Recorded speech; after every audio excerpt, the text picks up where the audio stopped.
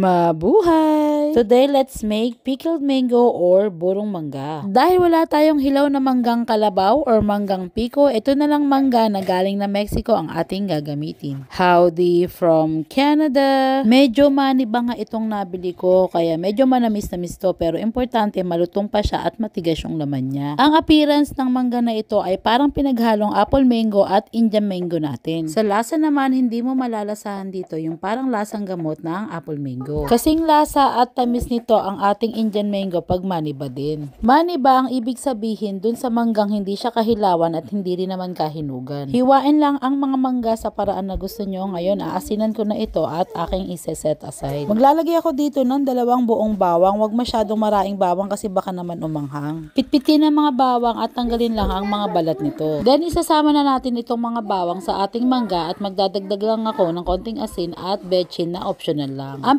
pinakahuli na ilalahok natin dito, syempre, yung tubig. Haluin lang ng mabuti hanggang sa matunaw lahat ng asin, dahil ilalagay na natin to sa isang lalagyan. Make sure na yung mangga ay nakalubog talaga dun sa ating brine solution ng burot. Itong sili optional lang ito para lang medyo may kick, pero meron ako dito na wala namang sili. Yung buro kasi na nabili ko na galing pa ata ng Thailand yun, hindi ko siya masyadong bet kasi matamis siya masyado. Mas gusto ko kasi medyo lamang yung alat at asim, pero itong mangga na to malamang medyo manamis-namis na din to. Kinabukasan ng paggawa ko na to ay naku, ready to eat na to at nagprito na nga ako dito ng isdang pampano.